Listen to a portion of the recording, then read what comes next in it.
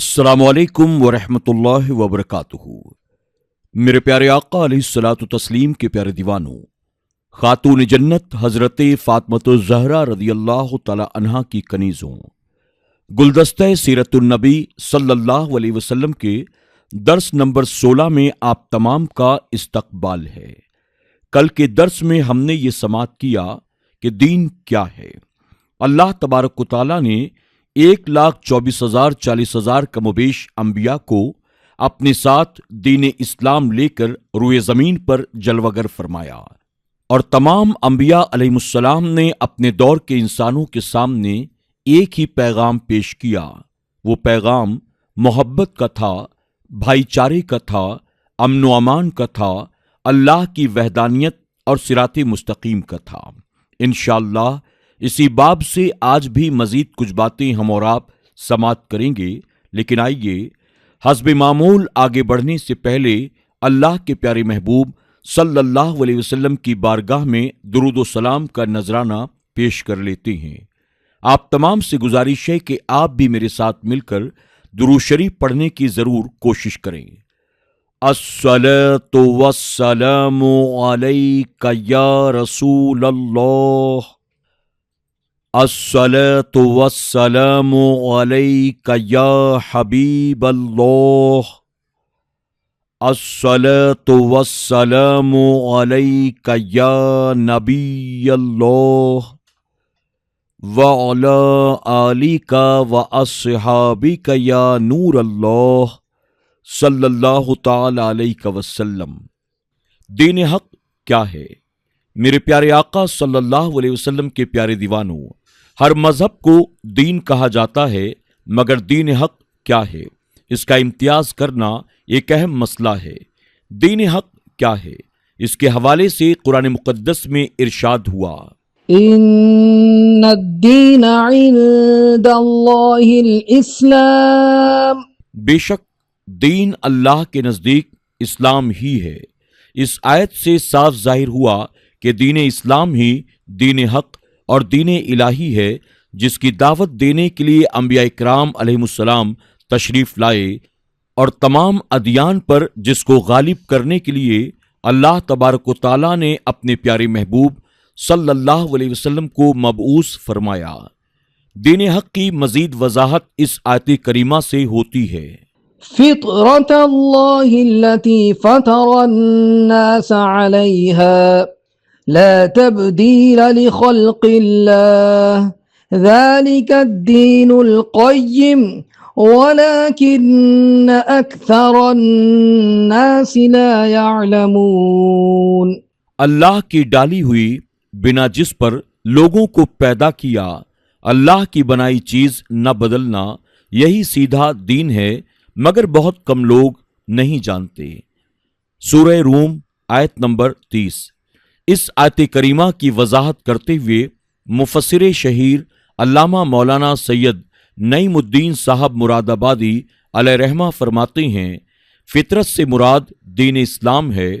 معنی یہ ہے کہ اللہ تعالیٰ نے خلق کو ایمان پر پیدا کیا، جیسا کہ بخاری اور مسلم کی حدیث ہے، ہر بچہ فطرت پر پیدا کیا جاتا ہے، یعنی اس عہد پر الست بربکم، جو فرما کر لیا گیا ہے۔ بخاری شریف کی حدیث میں ہے، پھر اس کے ماں باپ اس کو یہودی، نصرانی یا مجوسی بنا لیتے ہیں۔ اس آیت میں حکم دیا گیا ہے کہ دین الہی پر قائم رہو، جس پر اللہ تعالیٰ نے خلق کو پیدا کیا۔ آیت هو الذي أرسل رسوله بالهدى ودين الحق ليظهره على الدين كله۔ اس کی تفسیر کرتے ہوئے مفسر شہیر حضرت علامہ مفتی احمد یار خان نعیمی رحمۃ اللہ تعالی علیہ تحریر فرماتے ہیں، خدا سے مراد قرآن مجید ہے اور دین حق سے مراد اسلام ہے، یا خدا سے مراد حضور صلی اللہ علیہ وسلم خود ہدایت یافتہ ہونا، اور دین حق سے مراد لوگوں کو ہدایت دینا۔ دین سے مراد ملت ہے۔ الحق یا تو رب تعالیٰ کا نام ہے، یعنی اللہ کی پسندیدہ ملت، یا حق بمعنی صحیح، باطل کا مقابل، یا حق بمعنی مضبوط، ناقابل نسخ، اس معنی سے صرف دین محمدی صلی اللہ علیہ وسلم حق ہے، باقی گزشتہ نبیوں کے دین قابل نسخ تھے، یعنی رب تعالیٰ نے اپنے محبوب صلی اللہ علیہ وسلم کو قرآن اور اسلام سے موصوف بنا کر بھیجا یا خود ہدایت یافتہ اور لوگوں کا ہادی بنا کر بھیجا۔ لِيُظْهِرَهُ عَلَى الدِّينِ كُلِّهِ، اس میں ارسال کی حکمت ارشاد ہوئی ہے۔ یظہر بنا ہے اظہار سے بمعنی غالب کرنا۔ اب خلاصہ یہ ہوا کہ اللہ تعالیٰ دین اسلام یا قرآن کو تمام دینوں پر غالب، تمام دینوں کا ناسخ کر دے، خود منسوخ نہ ہو، یا حضور محمد مصطفیٰ صلی اللہ علیہ وسلم کو تمام دینوں کے بانیوں، ان کے سرداروں پر غالب کرے کہ ان کا چرچا، ان کا ذکر خیر، ان کی عزت، ان کی نعت خوانی تمام بانیان دین سے زیادہ ہو۔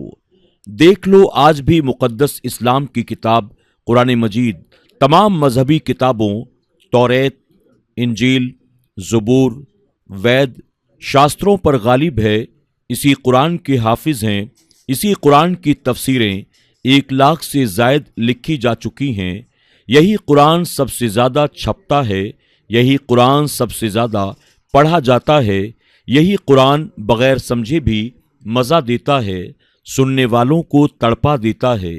اسلام کی مسجدیں تمام دینوں کے عبادت خانوں پر غالب ہیں، اسلام کا مکہ و مدینہ سارے دینوں کے مقدس مقامات پر غالب ہے کہ اس کا حج و زیارت ہر سال ہوتا ہے، جس کی مثال نہیں ملتی۔ اسلام کا رمضان و ربیع الاول تمام دینوں کی مقدس تاریخوں پر غالب ہے، حضور اکرم صلی اللہ علیہ وسلم تمام دینوں کے پیشواؤں پر غالب ہیں۔ آج بھی جتنا چرچا، جتنی نعتیں حضور صلی اللہ علیہ وسلم کی ہیں، اتنی کسی کی نہیں۔ 1,00,000 سے زیادہ حضور اکرم صلی اللہ علیہ وسلم کی سوانح عمریہ، تواریخ لکھی گئی۔ حضور صلی اللہ علیہ وسلم ہی کے غلاموں میں اولیاء اللہ ہیں اور کسی دین میں نہیں۔ جتنے قصیدے حضور اکرم صلی اللہ علیہ وسلم کے شہر مدینہ منورہ کے لکھے گئے، اتنے کسی کے نہیں لکھے گئے، حتیٰ کہ مدینہ پاک کی گلی کوچوں کی، وہاں کی ہر چیز کی تواریخ لکھی گئی۔ یہ ہے لِيُظْهِرَهُ عَلَى الدِّينِ كُلِّهِ کی تفسیر۔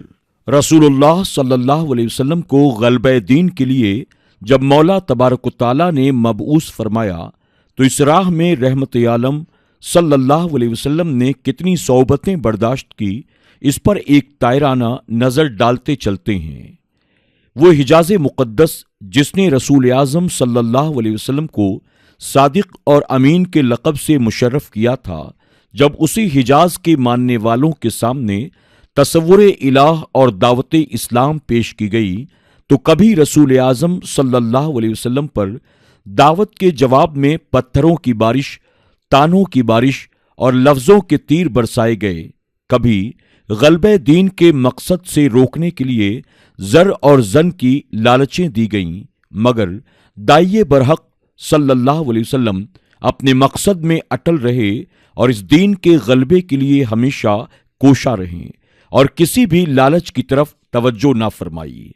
لوگوں نے جب دیکھا کہ زر، زن اور زمین کا لالچ اور لفظوں کے تیر رسول اعظم صلی اللہ علیہ وسلم کو مقصد سے ہٹانے میں کارآمد ثابت نہ ہوئے تو انہوں نے ظلم و زیادتی اور خوف و ہراس کے ذریعے غلبہ دین کے مقصد سے روکنے کی کوشش کی، لیکن تاریخ گواہ ہے کہ امت کی خیر خواہی اور دین اسلام کے ذریعے انسانی معاشرے کو امن کا گہوارہ بنانے کے لیے رسول رحمت صلی اللہ علیہ وسلم نے ہر کرب برداشت کیا، معاشرتی بائیکاٹ کیا گیا، ہجرت کی صعوبتیں اٹھائیں، الزام تراشیاں اور دہکتے ہوئے انگاروں پر اپنے غلاموں کو تڑپتا ہوا دیکھا، لیکن دعوت کا کام اور غلبہ دین کی جد و جہد جاری رکھی اور دنیا نے دیکھا کہ 23 سال کی قلیل مدت میں اپنے مقصد کو پائے تکمیل تک بحسن و خوبی پہنچایا۔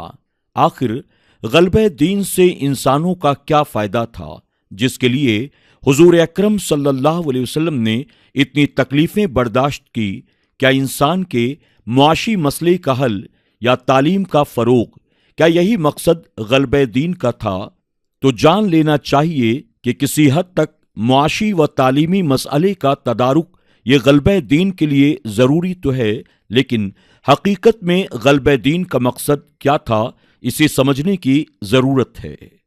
میرے پیارے آقا علیہ الصلاۃ والتسلیم کے پیارے دیوانوں، خاتون جنت حضرت فاطمۃ الزہرا رضی اللہ تعالی عنہا کی کنیزوں، آج کے درس میں بس اتنا ہی۔ انشاءاللہ اسی باب سے مزید کچھ باتیں ہم کل کے درس میں سماعت کریں گے۔ السلام علیکم ورحمۃ اللہ وبرکاتہ۔